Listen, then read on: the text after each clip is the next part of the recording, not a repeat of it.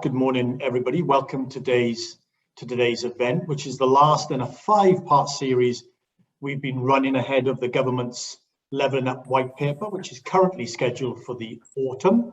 All the changes that happened last week, we will see if that is still true to be. Each of the events is focused on different aspects of the Levelling Up agenda. And in each one, we're trying to identify and explore some of the dilemmas and the tensions and the trade-offs associated with the Levelling Up agenda. And today our focus is on public perceptions and public understanding of Levelling Up and what the dilemmas associated with this is for the government. And we've got a great speaker to explore these issues, and I'll introduce her in a second. But as always, just before we begin, a few words of housekeeping. As always, the event is being recorded and will be made available on our website after the event. During the event, your microphones will be kept on mute. If you want to tweet about the event, the hashtag is Levelling Up Agenda. There will be lots of opportunities to ask our speakers some questions when we get to the appropriate point in the event. So have a think about what they might be, but don't wait. You can put them in at any time, and you do that via the chat function to ask a question. When we get to them, if time allows and you're willing, we like you to ask your question, so bear that in mind. I'm calling you to ask your own question, but if you prefer me to do it, then that is also fine. Just let us know and I will ask your question on your behalf, and we will be done and dusted by 12 o'clock. So let's get going. So let me introduce our speaker. Our speaker today is Kelly Beaver. Kelly is the Managing Director of Public Affairs at Ipsos Mori, and she leads a team of more than 250 professionals, which focuses on all aspects of government policy. A perfect individual to talk to us about what the public thinks about Levelling Up and how it understands it. Kelly's going to talk to us for about 20-25 minutes and use some slides, and then we'll open it out for questions. So without further ado, Kelly, over to you. Thank you very much, Andrew. So hopefully you will be able to see my slides in just 1 second. Brilliant. So firstly, thanks for having me along today. It's great to be speaking to you all, just sharing some of the new data that we've collected on public perceptions and views of Levelling Up. But before I start sharing some of the new stuff, I thought I would first give you a little bit of scene setting and context. So who actually cares about Levelling Up? We ask the public on a regular basis what they think some of the most important issues are facing Britain today. We've been doing this in a spontaneous way back for over 50 years now, and we code it after we get the answers back from the public. And you can see just here that for the last period of time, certainly it's not a surprise, COVID-19 has been pretty much top of the public agenda, but you don't really see dealing and tackling with sub-regional inequalities as in the top 5 or in that main list. The environment and concern about it is on the rise, and we hear that an awful lot. But also we're starting to see concern around the NHS take a bit of an uptick again as we start to come into what we hope is the endemic.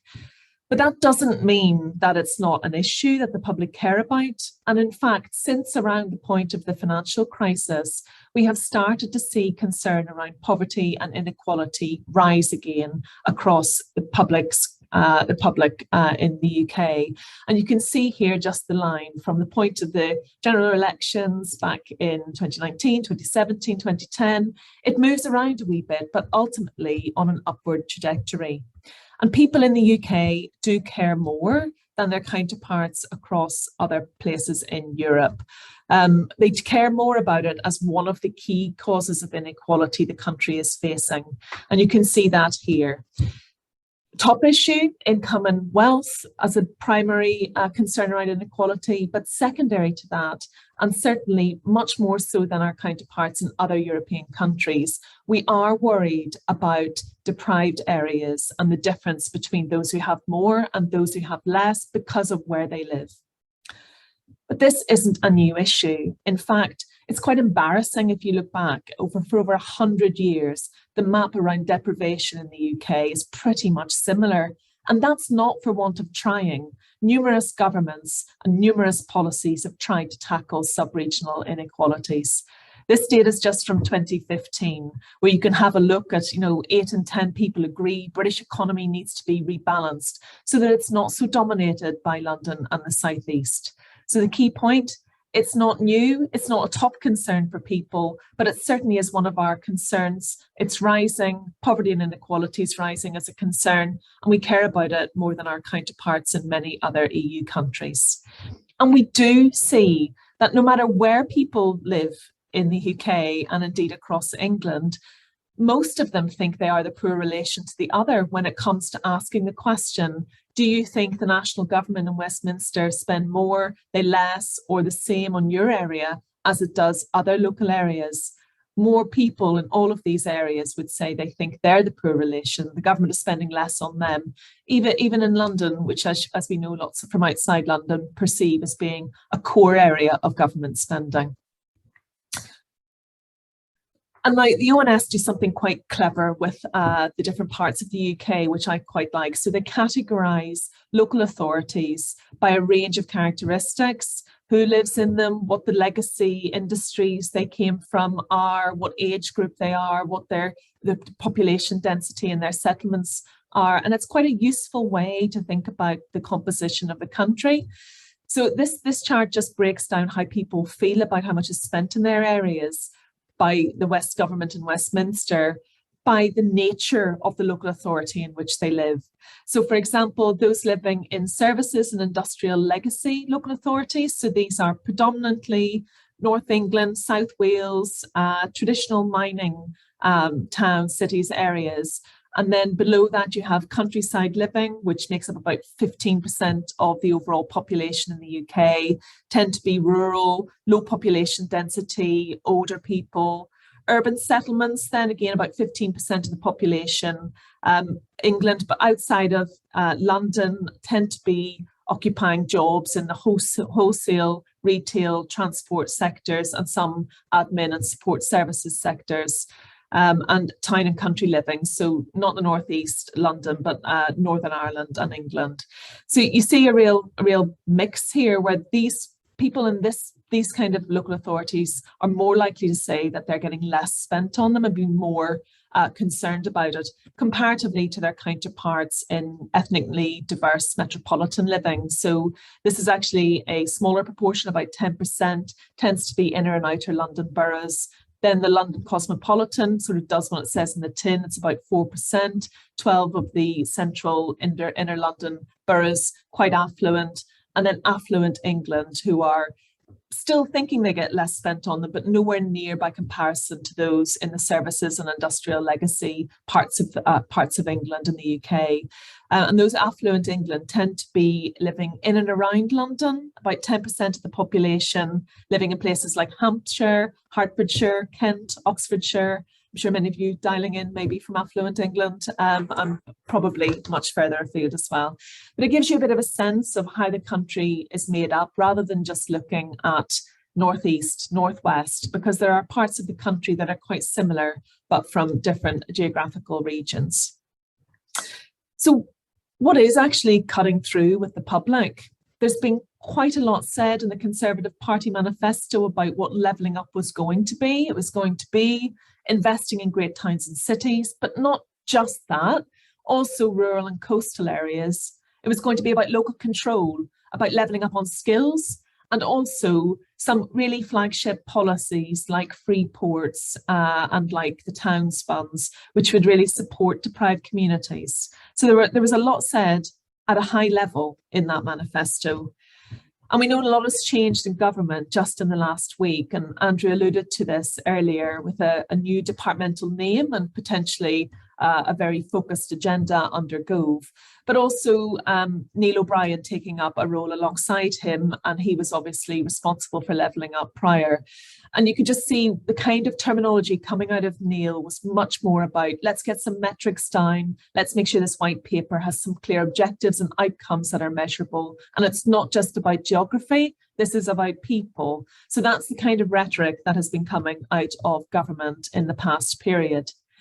But one nice piece that was done actually by Will Jennings earlier this year, which I would urge you to look at if you're interested in the politics of levelling up. he doesn't talk about it in terms of just deprivation, and he's very clear about the agenda that the Conservative Party have in seeking to tackle levelling up. And it is about presenting themselves as a party of redistribution, targeting communities where they feel they've lost their standing, and they really want to ensure that they retain it as we go into subsequent elections.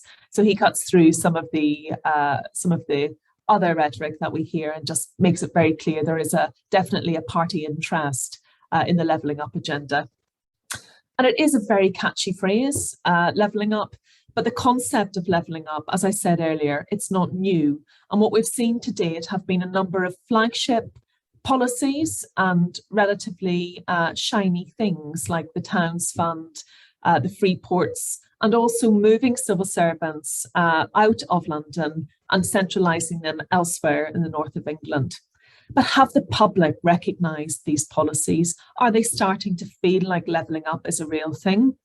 Well, we asked them, and you can see that actually at the minute, only a small proportion of people would say that they know a great deal or a fair amount about the government's levelling up strategy.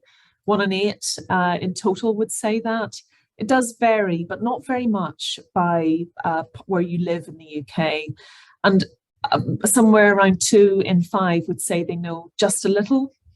But there are more people that would say they have either heard of it and they know nothing, or they know nothing and they haven't heard of it. So on the face of it, it looks fairly shallow. But what's important to note are the numbers on the right-hand side of this chart, because actually net awareness since March in 2021 has risen substantively in a number of parts of the UK. So in the northeast, in Yorkshire and the Humber, and in the southeast, there has been a noticeable uplift in people's awareness, even though it is still quite shallow. Where we see differences are by age group, and ultimately levelling up is about future opportunities, future generations, and enabling young people in all parts of the UK, no matter where they grow up, to have the same opportunities and life chances. And you can see that young people, those in that 16 to 34 age bracket, are less likely than their older counterparts to know about levelling up and to know anything to have heard of it or to know anything about it. And when we asked, do the people know in practice what it means for their local areas? Again, we see that it isn't clear for the majority of people what it means for them. And I'll come on to this in a second, because what it means in one part of the country, and again, this is split, you can see here by some of those ONS groupings, which again, I urge you to check out, because they are quite a nice way of categorising the country. What it means in one part will be, what the needs are, what the priorities of people are, will be very different to the other. So, what do the public want from levelling up? Well, is it all about infrastructure? Is it all about road, rail, free ports, the economy? Well, for the public, actually, they're quite satisfied, or they say they are, with some of the harder parts of infrastructure, some of the hardwiring, like access to the internet, transport links to the rest of the country. And they're less likely to say that they're satisfied with things, yes, job opportunities and skills, but housing, crime, safety, and some of those softer parts or social infrastructure parts of what they see in their local areas and surrounding them. And ultimately, for them, what they want to see most improved are those opportunities and the facilities for children and young people, followed by the range of local amenities that they have around them. And as I touched on earlier, depending on where you live, you will have different priorities about what you want to see delivered. So under Affluent England, interested in housing. If you are one of those living in the ethnically diverse metropolitan centres, personal safety and crime, housing, and levelling up with things like better quality of air, really important. And then in the services and the industrial legacy parts of the country, very worried about opportunities for young people and children, about those local amenities like shops, banks and post offices, the availability of jobs, but also, and perhaps not surprising, they are interested in how the appearance and the look of the area is, in particular for their buildings. So there's quite a broad range of requirements, which does ultimately sound as if you will need an awful lot of input from local areas and from local administration in order to be able to help guide levelling up to make the greatest and noticeable impact for people living in those communities. The green economy and green jobs is something that is significantly mooted by government as a means to help support levelling up. It's also now all around the recovery from the pandemic and how green jobs will really help us as a nation to come out of that well. And you can see from our responses, not just on this, but on other work, that the public are quite optimistic about the potential of the green economy for jobs, for their local areas, for regeneration. 3 and 4 say they think it's going to provide opportunities for local people who've lost their jobs during this pandemic. 7 and 10 think it's bringing money into the area and it will really help regenerate the local economy. 2/3 think it's going to help make their local area more attractive for those who are looking for a place to live. And over half think it's going to really help giving young people the opportunity and people the opportunity to find jobs in local areas rather than move to the cities. So ultimately, people are quite positive about it. But when you ask them some of the more detailed questions about, what kind of green jobs do you think you might be experiencing in your area in future, or where would you go to look for a job which would be more in an environmental sector, they do not know. And so there's still some of that detail is quite missing from people's minds at this point.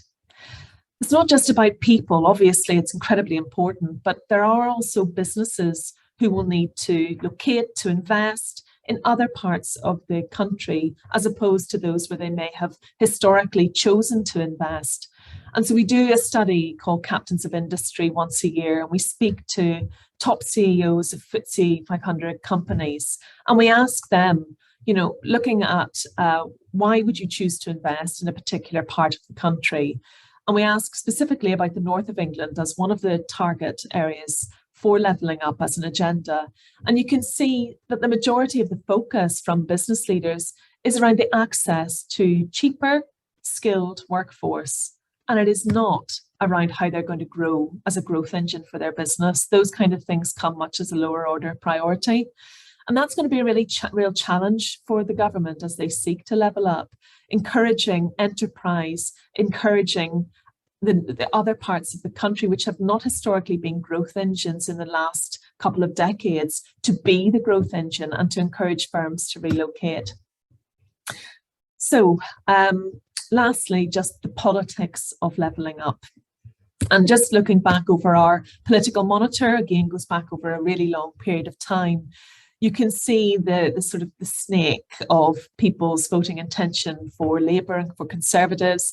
And Conservatives, as of August this year, despite some ups and downs, are still doing relatively well in comparison in terms of voting intention to their Labour counterparts.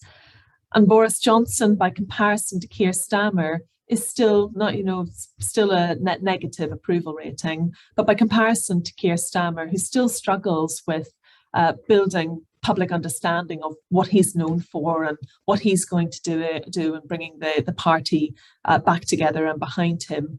You can see that he is still struggling in the polls and with general public understanding of who he is and what he stands for. But there could be a real opportunity for Labour in the area of levelling up, because it is traditionally the topic area that they would hold more sway amongst voters on.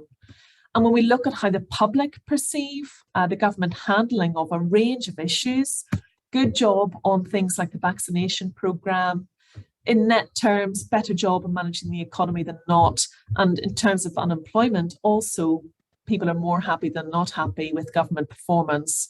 There was a highly anticipated loss of jobs as we come out of the pandemic, which hasn't quite materialised as yet.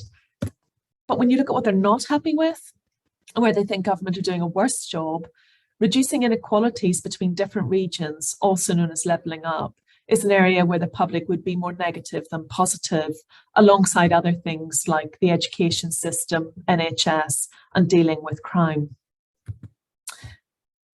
And there are differences of opinion here about how well government are doing at delivering for different parts of the UK. And those who live in the north, 2/3 of them are likely to think that the current government has done a bad job currently of delivering for the north of England. So there is quite a reversal of public opinion required here. Specifically, the levelling up agenda could be, and some of the moves that government have made in the last few weeks, if they start to bear quick fruit, could really help with public opinion shifts. But what do the public actually expect from levelling up? When we ask them, do you think it's going to have a significant impact on your local area? Is quite muted still. No matter where you live in the UK, it's quite muted. A bit more optimistic about it having a positive impact in the northeast, Yorkshire and the Humber and the northwest, but overall still quite muted. And we touched earlier on the importance of local decision making and certainly local input into the levelling up agenda and how the mechanisms of delivery will work. And you do see that there is broad support for making sure that decision-making powers from the government in Westminster are transferred to local councils, as long as it doesn't result in an increase in taxes, and as I'll come on to cover, only for certain things. But you do see broad support, higher in the northeast and northwest in terms of support, and the highest level of opposition against this statement is in the southeast. For areas where they do have elected mayors, people do say that they think it's really important that Westminster and the mayors work closely together when it comes to thinking about how to deliver funding for various levelling up projects. 9 in 10 people would say that's the case. But it does depend on the policy, and this is what I just said. And this data doesn't seem to change no matter how many times we ask it. There are things people want decided locally and things they want decided nationally. On local decisions, new housing developments, transport links and new transport investments on buses and cycle networks, and policing and crime come out top. And on the things where they want decisions made nationally, welfare payments, new big infrastructure projects like air and rail and road, and also schools and further education, colleges, things where they really think there needs to be level playing fields and standards. And then on tax, the million-dollar questions: would people pay more tax, or do they say they will pay more tax to help pay for the cost of reducing inequalities between different regions? Well, half say they would. And that is less than the number of people who would say they would pay for helping Britain reach net zero economy, but more than say they're willing to pay for the debts that we've accumulated during the last period of the pandemic. But as we know from the recent social care tax, what people say in theory and what happens once a tax is actually levied in terms of public support can be quite different. So, just in conclusion, concern about regional inequalities in the UK, it's not new. It's not a new issue, but neither is government efforts to tackle it. And it's very difficult for government to push against the grain of what are very natural agglomeration benefits in major cities like London. And it takes a huge concerted effort. And there has been some, but limited progress in the last 100 years, as I mentioned, with the lovely maps, which look quite similar on deprivation.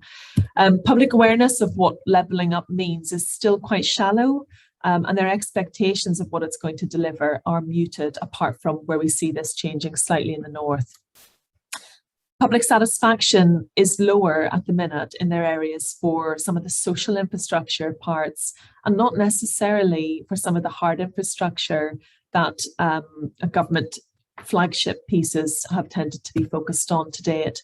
And then lastly, public are supportive and they do see the benefits of levelling up, but there might be a difference that we start to see in theory versus reality, especially once the delivery mechanisms for it become clearer. The white paper is established and we're a bit clear on how government plan to deliver this levelling up agenda and exactly where and what they're going to be levelling up in more detail. Thank you. Kelly, brilliant. Thank you very much indeed. Such a great overview through various issues, and there's loads to get into, and keep your questions coming in because we want to get into them. But I'll start. I think I said before we started, I have about 1,000 questions to ask of you, and your presentation now means I've got 2,000, but we probably won't get through them all. But just to start off, you started right at the beginning around almost the sort of competition on issues, that the public has, COVID or NHS or environment, and they wax and wane. They care about inequality, but you said it never quite gets into the top 5. Does that matter ultimately, in a sense, for, I suppose, from a politician's point of view, when we expect them to act? Do they tend to act quickly and more decisively on those top 5 issues? And they may get to levelling up eventually or whatever it might be. But how does that work in terms of influencing the way that then government and politicians think about it? Do you have to be in the top 5? Not necessarily, no. And there's a broad range of government policies that are constantly operating. And I think what we also see reflected in that issues index is the government's what's being most publicised as well. So the public will respond to what they see most in the press too. So we do see a little bit of that feeding through to the issues index. Poverty and inequality has never gone away. It's just been there. And you can see it rises. The environment, similarly, is very, very low levels and then starts to rise again. And all of a sudden it gathers a bit of traction and interest. No, I don't. I think government are clearly very much on the agenda of tackling poverty, inequality, or certainly saying that. And the levelling up agenda is a big part of how they seek to do that. I think one of the bits that comes through from the data very clearly, though, is how the government have went about flagshipping things that are very much hard infrastructure and wiring behind the country, and it will support obviously with the economy and skills, but people don't really understand yet how that's going to translate for them in their areas, and they're more worried in their minds about some of the social aspects, and we do see that that has been an issue that we've seen the last couple of times we've started to ask these questions around levelling up as well. Yeah, and in the previous 4 sessions that we've done, and indeed probably like you, every conversation I have about levelling up, someone after about 30 seconds says, well, we really do need to define it and we need to understand what it's all about. So, and you kind of alluded to that as well. But I suppose, you're advising government and, on public policy as well as, taking the temperature of the nation. Some have suggested that it's a deliberate strategy of the government not to define it, in a sense, to allow it to be vague, to allow one's own interpretation, which then allows politicians to roam widely on different issues, and it can be all things to everybody. I mean, is there merit in that view? And at what point does that sort of vagueness and unwillingness to define, when does that flip? If it is a bonus, when does it become a problem? So I think they're reaching the point now. We're coming out of the pandemic. Eyes are definitely turning to other policy issues. You'll see that in the first chart I showed, where the COVID-19 pandemic is no longer so dominant that everything else is inferior. And they are reaching the point now. And I would say this because I assess government policy. That's my professional background. I'm an evaluator of government policies and programmes. And if they will need to be clear, this hasn't been successfully tackled, not just in the UK, but many other nations around the world which struggle with sub-regional inequality issues. And if they leave this very vague, they're leaving themselves open to a lot of criticism for lack of delivery. So they're going to have to be clear, and they're going to have to set things that are achievable and be realistic about what is achievable, because this isn't going to be achieved within a normal cycle of government. This is something that's going to take a very long period of time, and it would need successive governments to back it, to stick with policies and not chop and change, which is probably one of the main issues that many countries around the world face. New government, new policy to tackle the same problems, none of which stay the course of time. So I would be urging them to set some very short, medium and long-term objectives with clear outcomes that people in those areas have fed into as well, and where there is some kind of local administrative delivery arm too, to help make this possible. So it's I think they're reaching the point, Andrew, in short, where they're going to have to start being very clear, but also realistic with people and not set expectations too high. Yeah, no, that's a great point, because I wanted to come in, because you also said, I think towards the end, where if people have a kind of awareness of it and it's growing in some places, they become more aware, and some are able to articulate at least, some of the preferences that they would want in different places and how that varies, which I think is an interesting point as well we come back to. But you also said in a sense that, which I think is classically British, but maybe not exceptionally British, but classically British. Like, we don't have high expectations of the government, at least, to be able to do these kinds of things. It's a sort of weird, we want X and we want Y, but we're not really convinced that they're going to happen. How does that then play into, what people expect of our governments and our politicians, and then how politicians respond if those expectations are relatively low? So I wasn't massively surprised, to be honest, when we asked the question of the public, like, what are your expectations and what's your level of awareness? It is comforting to see the parallel between the parts of the country where they say they're aware of it and they know a little bit about it at least, with the same, they have the higher expectations as well because they can see what to actually expect. But government yet haven't set out. All they've said is that we will level up. We will level up. We will make it a level playing field. We don't know whether they're going to really focus on health inequalities, whether it's educational inequalities, which parts of the inequality spectrum are they going to tackle for which parts of the country. So the data there wasn't a huge surprise around the expectations at all. No, no, quite. And you talked a little bit about, again, and you referenced Will Jennings in his piece, which is brilliant. I completely echo. It's worth a read. If you haven't read it yet, Politics of Leveling Up, you should definitely read it. And you can read it and listen to me and Will talking about it on one of our podcasts. So it's a shameless plug for a podcast I did a while ago with Will, exploring these kinds of issues. And the point he makes in his article and in the podcast, and he touched on it, is leveling up is not only about improving the lot of our place, however you define that, but people have views and feelings about who's responsible for doing that, who should be in the lead and or not. You referenced a little bit about the reference to Metro Mayors, but there's a real sense, I think, people feel like they've been left behind or they've been ignored and disrespected in some respect, from government or from the Metropolitan League. Are you picking that up in perceptions? It's about who is making those decisions to improve our place is important, as well as what those decisions are. Is that coming through in your sort of surveying and talking to the public? Yes, you could see in some of the last slides that I presented that people are, they definitely feel like they want to have a local say in many of the elements of levelling up, which are the softer side of things. Something that you mentioned there, this sort of feeling ignored and feeling disrespected and feeling forgotten about, those are things that I think the government will make progress on if they keep banging the levelling up drum and can be a bit clearer. Those are the kind of things they could probably change, but they're very surface level. But that sense of feeling, and I bet you that is what the Conservative Party, the sort of campaigning side of it, will be keen for levelling up to deliver. Change the feel of how people are responding to how government treat them in the local areas which they consider left behind, that they're targeting based on what they want to achieve in the next general election. And those are the kind of things that actually they're not going to really change inequality in those areas. No, quite. And bouncing back and forth, but again, last question for me, and then we'll come to questions from the public. So be prepared on that, folks that have put a question in already. And we'll come back to this point about metrics and definitions.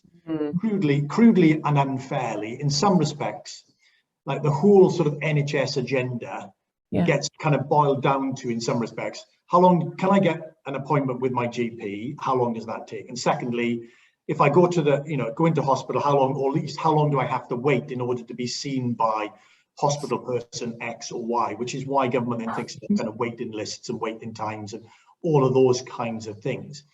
Do you see a similar requirement in levelling up, which is suitably big and nebulous, and do you think there'll be a real need to identify totemic sort of metrics that can be communicated to the public relatively easily? So we're already seeing this. So government are currently, they're rolling out a number of programs. So you've free ports and the Towns Fund, things I've mentioned already. Every one of those has a set of objectives which are being evaluated. So they are actually seeking to evaluate the impact and outcomes in a and in a more holistic way, we hope, than just the economy and jobs and skills, but thinking much more about the holistic benefits of some of these policies and the sustainability of some of the policies and how transformational they will be in local areas. So yes, I see it happening, Andrew. I see them starting to think like this, and actually with Gove accountable for it, I have no doubt there will be a series of metrics that he will want accounted for it, that not just each of the interventions that's happening from central levelling up department, but they're going to have to work very closely across government with other departments, because these are not single government issues. They will have to work on welfare policies and targeting of that, education policies, targeting of that, making sure that it is a cross-cutting issue through the way government think, partly through working closely with Treasury, but also with other government departments, which means they will need some standardised metrics to help measure progress beyond what they have control over themselves, like the flagship programmes, which may sit in the levelling up department. Yeah, very good. Let's get a question from Jack Larkham. Jack, if you're on the call, unmute yourself once my colleague allows you to do so, and ask your question. It touches a little bit on what Kelly was just saying about how long people might wait for levelling up, a bit like buses, really. Jack, good to see you. Hello there. Fire away. Hi, Jack. Hi, Kelly. Thank you for that presentation. Some really nice slides as well. I have a team to do that, Jack. They're very slick. Yeah, so I guess my question is more about the sense of how long people are willing to wait for this. I mean, it's a big gamble, I think, electorally for the Conservatives. So do you have a sense of, I guess, one, it's how long people are willing to wait for it to mean something, and two, how long people are willing to wait for it to be delivered or tangible? Yeah, really good question. And you've just, because we're doing a series at the minute called the Levelling Up Diaries, which is, so we're trying to not just capture metrics in a quantitative way from the public, but also speak to the public in some of the areas that are being targeted and capture their thoughts and their feelings. And you've given me a question that we haven't yet explored, so we will try to explore that. I do think, though, the expectations from the public will be shorter term than the government's ability to deliver on some of the real change. The thing that I think there will be a disconnect between those things, which isn't, that is quite familiar. When we come to major investments, which take a long time to pay off, the public really struggle with thinking that far ahead as a thing. And the idea of investing a huge amount now for jam tomorrow, we've done a lot of work for the National Infrastructure Commission looking at just that issue. How can you get the public behind major investments today, which that will pay off in future generations? And I think they're going to struggle with that, which is why actually from the perspective of the Will Jennings view of levelling up, which is it's about helping the Conservative Party stand the ground in areas where they've really struggled historically, if they can move hearts and minds in the period between now and the next general election on feeling left behind, at least bang the drum enough so that people shift on how they feel, even if they haven't seen, and they've had a few quick wins as well. I think they'll have to do that. They may make more headway than we imagine with how the voters act in those parts of the country. So that's interesting, Kelly, just to pick up on that. So you're picking up from, it's about how people feel about what the agenda as much as being able to see it. It's delivered. Yeah. And so if they feel positive about it, and they, and I suppose they believe, or they have a confidence, or they believe in the messenger, then are they more willing to be waiting and to be on side in terms of delivery? I think that will make a big difference. So you saw the shifts in government last week, and I'm neutral, so I won't have any opinions, but I do have opinions, but I'm totally neutral. But I think some of those shifts are quite interesting. So Andy Haldane coming in only for 6 months, which I think they might need to review a little bit, but bringing him in, that's positive. Putting Gove accountable for it, that's a big deal. Putting a team around Gove of people who are quite interested in metrics and delivery, again, that's interesting. And so I think there are things there that government are doing right now, which shows that they know that the messenger and how they communicate will be pivotal to how voters feel when it comes to the next general election about the levelling up agenda and how well they've delivered. And maybe outside of your sort of direct effort, but do the public notice reshuffles? I mean, do they, will they notice that they may not notice that Gove has been moved to be Secretary of State or whatever the department is now called, but will they notice and pay more attention if it's him talking about levelling up relative to his predecessor or someone else? No, they won't. But what I mean when I say this is Gove will. I am. Will do it. Yeah. Yeah. I think actually, people have different views, and I am neutral, as I keep saying, and then giving an opinion. But worst neutral person ever. But I think, given his track record across various parts of government, some not so good, some good, he does have a track record of pushing through delivery, and I think he will have one eye on doing something proper and one eye on what the messaging means for the next general election campaign as well. So I'm quietly confident we will see significant improvement in what government put out around levelling up in the next 6 months. Yeah, that's a very good question. We've got another question from, and I apologise for my pronunciation. We've got a question from Hannah Hock. Hannah, you've got a question about whether COVID has kind of changed people's views on inequality. If you're there, just unmute. Let me apologize again for my pronunciation, but then fire away. That's fine. Yeah. So I think the statistics seem to show that COVID has affected poorer areas worse. So the sort of question is really, sort of, has the gap gotten worse, and do we think that if we ever get back to normal, it will automatically go back to what it was, or is there sort of significant lasting damage? Yeah, really good question. And yes, you can see that poorer areas, more deprived areas have struggled more, both with the COVID virus itself and some of the health impacts of that, but also some of the impacts of the broader pandemic in some of the industries that have been hit, job losses, and of course, lower income workers and the lack of flexibility in their workplaces. Many of us have been working from home, lots of people couldn't. And so there have been quite different experiences in deprived areas. And that has been reflected in how the public feel about poverty and inequality, and you can see it on the rise. It's not just that, actually, Hannah, it's also the massive movement about Black Lives Matter this year has also impacted over the last year, but COVID actually much more dominant. But I think this gives, it has widened the challenge for government on what levelling up is about and what it means, because health inequality is now in the fore of the British mind. We are more worried about health inequalities than we were, because we can see it on the news every single night.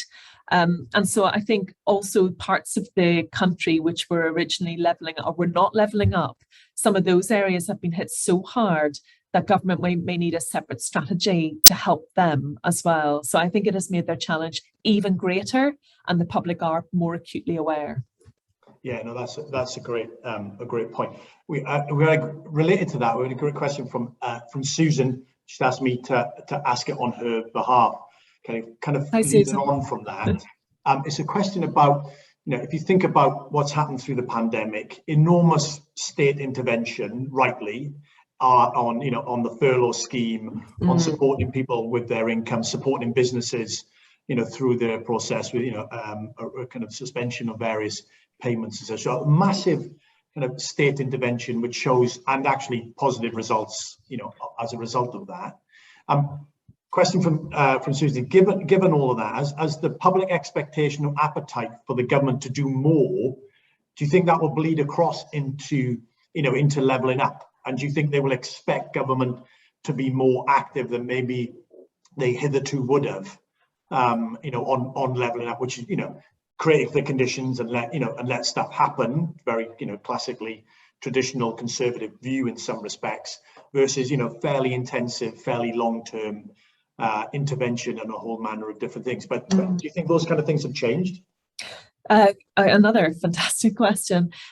So we have seen, as Susan rightly mentions, we have seen a huge amount of public support for the extent of government intervention at what is quite a this hasn't happened for over 100 years, this level of pandemic where the requirement on government to stand up and to take action, it just hasn't been there at this kind of scale, even comparatively to the financial crisis. And the public were behind a lot of those big schemes in spite of the cost that they knew would come down the line later. But they were also in support of some quite, things that would restrict personal freedoms, things like vaccine passports, surprisingly popular amongst the British public, even for entering pubs and restaurants. I remember doing quite a few radio broadcasts and being challenged on those numbers a lot, but it was the truth. And so the public, I think, though these are very strange times, and I haven't seen it before in my lifetime, and I don't think we've anything we can look back to see whether some of these trends will continue. I would probably hazard a guess that we will see a requirement from the public and an expectation from the public that government will be hands-on with levelling up areas and with minimising job losses as we continue to come out of the pandemic and the furlough scheme. And there will be a lot of pushback if they are not, and Labour will have a very strong ground for argument as well. Yeah, so, that's a very good point. And again, I don't know, you can't see these questions, but you're definitely leading effortlessly from one into the other. Which another one from Bill, again, wants me to ask it, but he wants to come back to you made a point in in the presentation about Labour's position on levelling up. It touches a little bit on what you just said about state intervention and what the public expects. Very obvious, and you made this point that levelling up, as the government calls it, very, very familiar traditional Labour territory. Talked about this, not using the terms levelling up, for a long time. Actually, aren't really talking about levelling up as of yet. They didn't have a catchphrase. Yeah, I'd be interested to see whether you think they should be talking about using the term levelling up, but making their own definition. But is there a sort of public expectation? When they look to the Labour Party, would they expect them to be all over this type of agenda, given it's a more natural terrain for them than maybe, a more classical conservative? So as a political commentator, I would, but from a general public perspective, from what we see from the data coming through, they're really not sure. The Labour Party is really struggling at the minute with making it clear about what they do stand for, what their policies would be and what they are, because the Conservative government have moved so far into the centre culturally that they're really taking up a lot of what would have been Labour's ground before. So they really are playing to some of the Labour audiences with some of the policies that Labour would probably back themselves. I was at a breakfast thing with Annalise Dodds last week, and she was asked this question in a room, and it was interesting to hear the response, because ultimately, they probably would have went further and faster and earlier, but it would have been pretty similar on furlough, which is one of the major policies that sounds very Labour. And I will ask you a question in a minute about what would your advice be to the government, so even-handed. Just in this thread, what would your advice to the Labour Party be when they're thinking about levelling up? Is there merit in trying to craft an alternative slogan, or are they better off in terms of cut through with the public to adopt the levelling up agenda and then essentially try to own that or make it their own? What would be the sort of comms advice that you would offer them?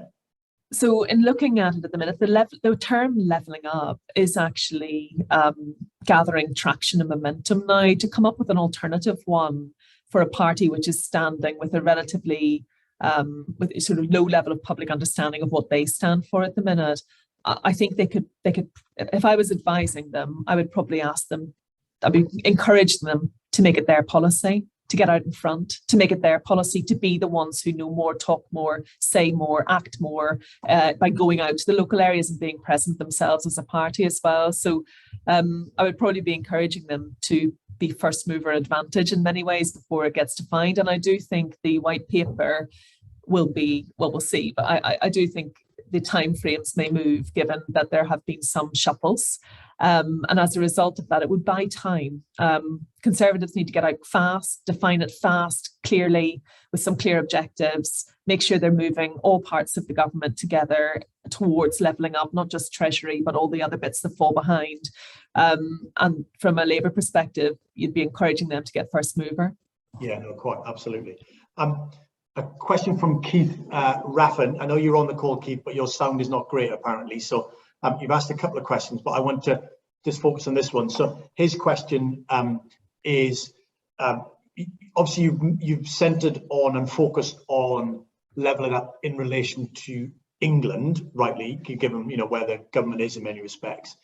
But it also plays part of the agenda about the union and the connections into Scotland and Wales. Do you have a kind of snapshot about how these sorts of these terms and understanding differ from in Scotland and Wales relative to England, Kelly? What's the sort of it's just not cutting through or recognised in Scotland or Northern Ireland at all. So I've a team in Scotland, Northern Ireland, Manchester and London. That's where the team is located, and we do ask these questions in Scotland. It's just not a term that they're recognising.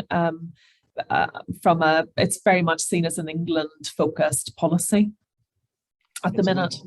And that's interesting, isn't it? Because I think the government has tried to make levelling up part of this kind of broader agenda about different parts of the country being all in it together, as it were, to coin that phrase. And interesting then it hasn't, at least at this stage, hasn't really cut through, I think, which is also interesting.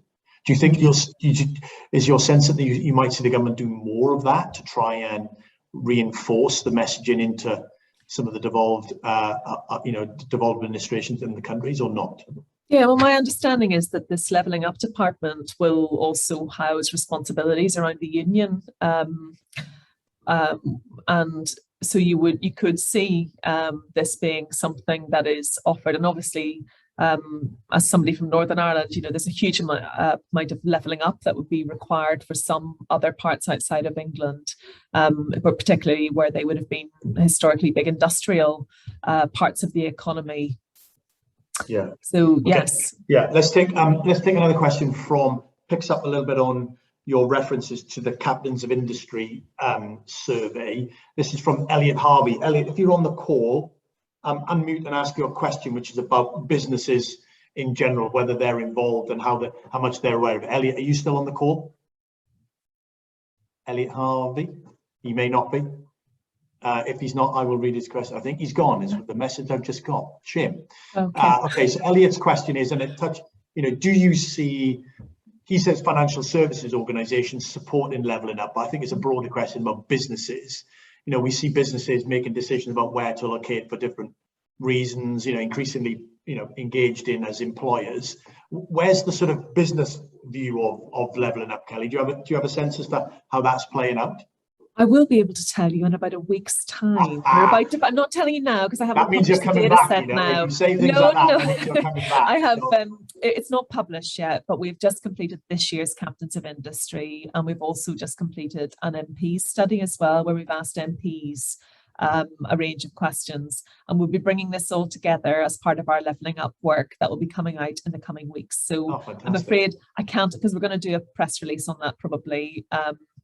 It is the $1 million question, though. You saw that from the charts. You can't just level up by offering cheap labour in parts of the country that you want to level up. You need to have growth opportunities, and you need to be able to drive investment and more interesting jobs. And that's hard to fight against the sort of centralised agglomeration effects of a big city like London. You're fighting against the natural order in many ways. So $1 million question, what about businesses? No, it's a very good point, and you make the point. Again, shameless plug. This is why, in a sense, from the centre of the city's point of view, we think about how the economy is shaping, how it's responding, and then think about, for example, how you can make more of, particularly some of our big cities where there's Greater Manchester, Greater Liverpool, Greater Leeds, as partly about those hubs of the British economy, and indeed the European and global economy, which is the case elsewhere, but maybe not so much to a degree here as well. So it's a very good point. Well, we'll keep an eye on that, and we'll write about it and tweet about it and promote it more generally. So that's very good. So last reflection from you, Kelly. I said, you gave a bit of advice to Labour on the call. I'm sure you're doing this anyway, much in demand. But I mean, think about in the run-up to the white paper scheduled for some time in the autumn, and then obviously we'll carry on well beyond that. But I mean, what from all the work that you've been doing, what's the advice that what would you be giving government at this point in terms of the levelling up, whether it's the messaging or it's the articulation or it's the community? I mean, what is it that will be front and centre of your mind if you were talking to the PM and Gov now? So they'll be trying to nail the delivery mechanisms. That's where they'll be. That I'm sure they at least have a sketch of what it is and what it means and what the priorities need to be at an aggregate level. I like your optimism. I know I am optimistic. I'm sure a huge amount of work will have been done behind the scenes. I've watched civil servants very close in a crisis through the pandemic, and it was actually impressive when the machinery turns, and it works fast without much in the way of sort of administrative burden and bureaucracy. The machine can really turn. So I'm sure they will have an idea. The delivery mechanism will be absolutely critical because it will also be partly your communication vehicle about what you're delivering and how you're delivering, and they will be the people and the organizations who will be either singing your praises or telling everybody, including the general public in the newspapers, how badly it's going and how little is being delivered.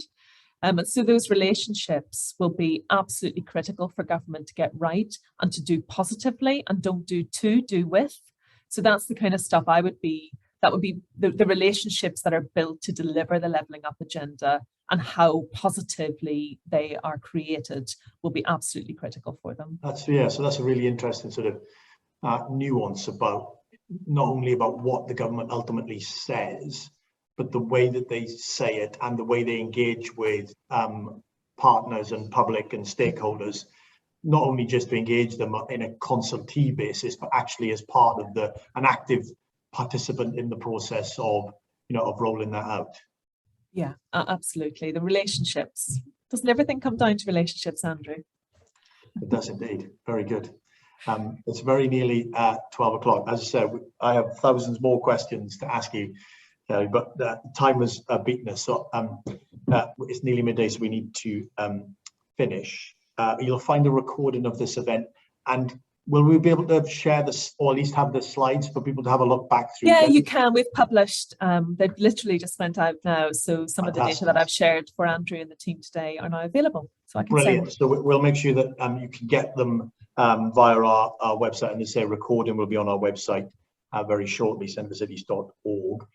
Kelly, you've been an absolute star. I really appreciate you coming and spending a bit of time with us, Pleasure. Sharing all your thoughts, and we will keep an avid eye over the next couple of weeks for the more work. There's never enough leveling up in my life. No. That's what I say.